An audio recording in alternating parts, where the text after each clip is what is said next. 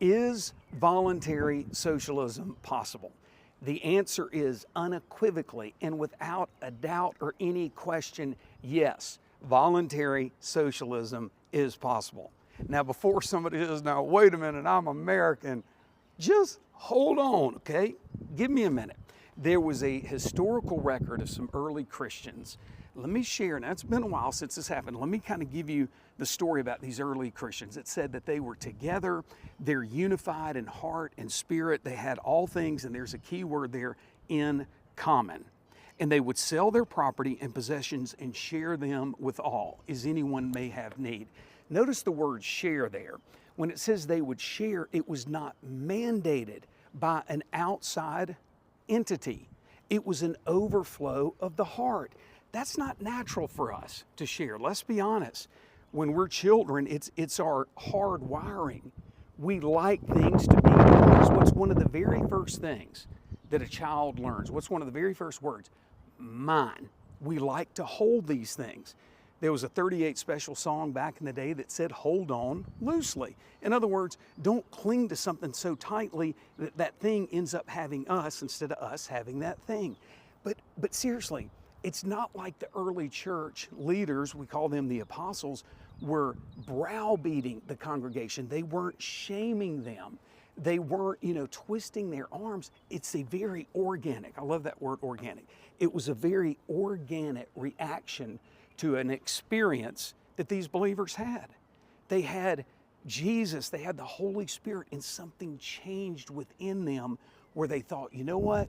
I'm going to be more free with what I have to bless the community at whole. Now, here's what a disaster is.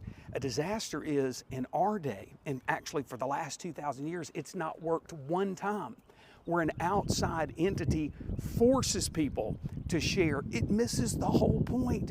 It's not voluntary. The word again, organic. It's not an overflow of the heart, so it's not going to work. Let me keep going with this.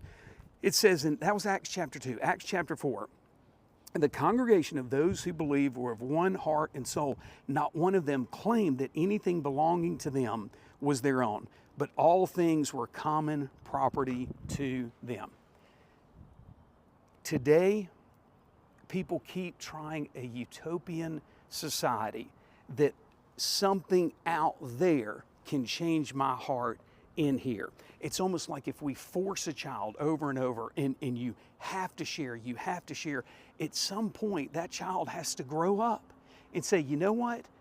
As they become an adult, matter of fact, 1 Corinthians 13 says, when I was a child, I used to think and do and act as a child. When I became a man, in this case, it could also be a woman, I put away childish things.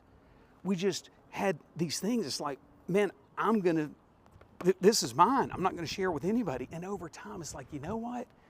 If I'm able to bless somebody else, that's a great thing. Listen, I'm going to finish up with this. If in 2,000 years, mandatory, compulsory, forced socialism hadn't worked, I mean, this is like a Murphy's Law thing. Why do people think that it's going to work again in the future? Okay?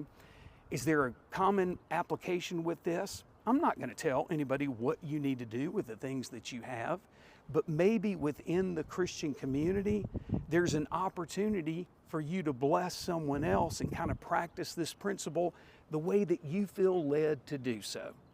Is voluntary socialism possible? Yes. Is it going to happen again? I doubt it, but before we have these hard felt stances, sometimes we need to back up and say, you know what? I've never considered that before. Think about it and tell me what you think. Yay, nay, or somewhere in the middle. Jesus said, for those who have ears to hear, let them hear.